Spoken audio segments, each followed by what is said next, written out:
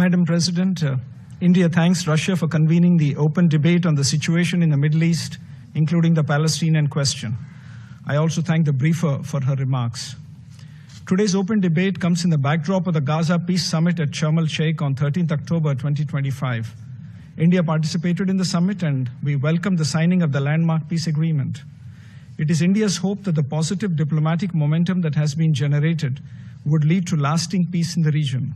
At this juncture, India would also like to place on record its appreciation for the United States and especially President Donald Trump for playing an instrumental role in forging the agreement. Further, India also commends the role of Egypt and Qatar towards achieving this end. India remains firm in the view that dialogue and diplomacy and the two-state solution are the means to achieve peace. The landmark initiative of the US has generated diplomatic momentum towards peace, and all parties must adhere to their obligations in this regard. We also remain firmly opposed to any unilateral moves by parties concerned. Now is the time for all parties to support ongoing peace efforts rather than to derail them. India's position is firmly rooted in its consistent stance on the developments in 7th October 2023, as well as the overall Palestinian question. India has clearly condemned terrorism, stressed that there must be an end to destruction, despair, and suffering of civilians, and sought the immediate release of all hostages. It held that humanitarian assistance, particularly food, fuel, and other necessities, must flow into Gaza in an unimpeded manner and emphasized the need for a ceasefire. India envisions the peace agreement as an enabler and a catalyst in this regard. The short-term gains of the recent diplomatic outcomes must pave the way for medium to long-term political commitments and practical action on the ground towards the realization of a two-state solution. As India underscores its unwavering support to the inalienable rights of the Palestinian people to self-determination, national independence, and sovereignty, the high-level conference on the implementation of the two-state solution in the UN on 22nd September 2025 underlined the way forward.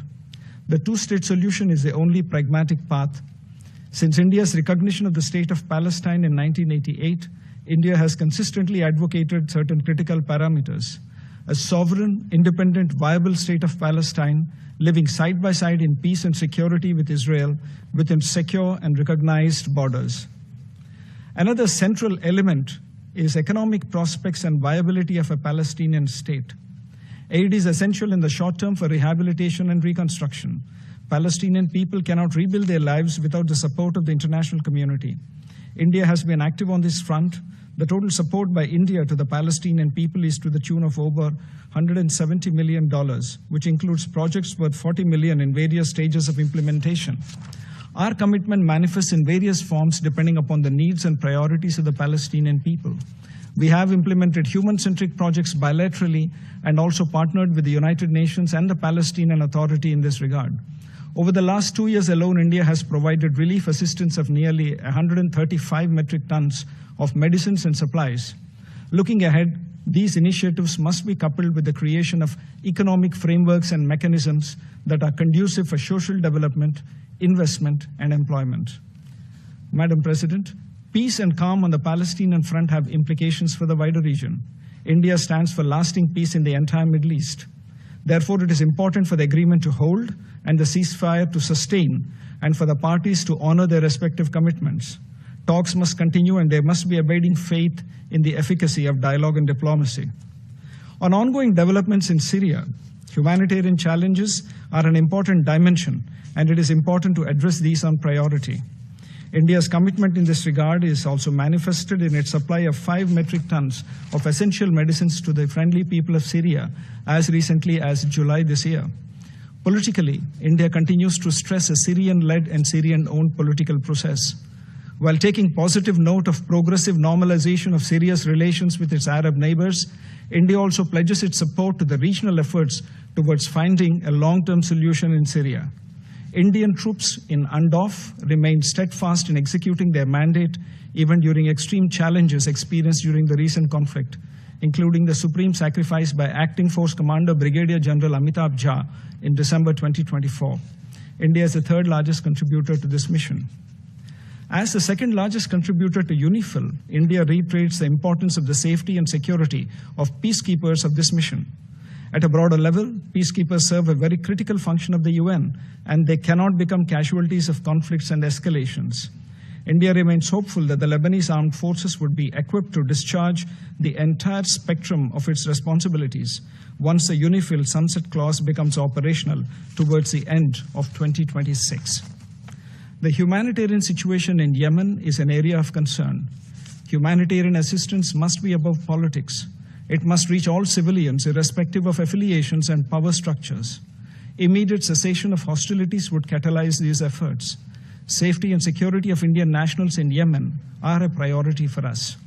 Madam President, it's India's earnest desire to realize the vision of a stable and peaceful Middle East. Our views are guided by certain basic principles. All human beings have the right to lead normal lives. Deprivation and indignity cannot be a part of daily life, and civilians must not die due to conflict. India stands fully ready to contribute to this endeavor. I thank you, Madam President.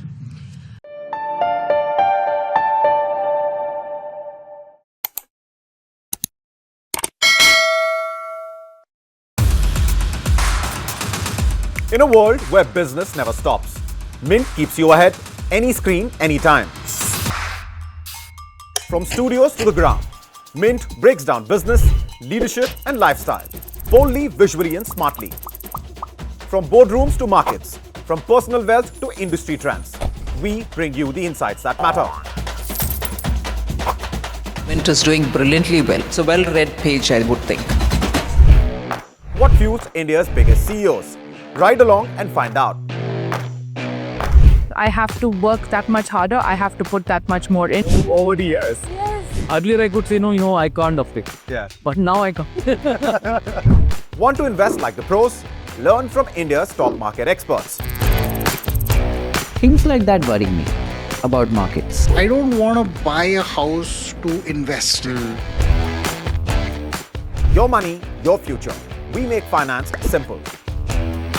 Step inside breathtaking homes and the creative minds behind them. So we are at the house in Camellias. I think Camellias is the most expensive property in the NCR and probably the most expensive in the country. India's real estate scene decoded. No jargon, no fluff. Home buyers will have more bargaining power. It's a great time to buy a house as well. Some chase success, others create it. Meet the ones who made the impossible possible. I don't want to be a doctor, I don't want to be an engineer, I don't want to be an accountant. And that's the most fragile thing. Poof, it will go away. वो ताली ऐसी थी ना, इतनी addictive थी, मैंने कहा boss अब तो यही होगा.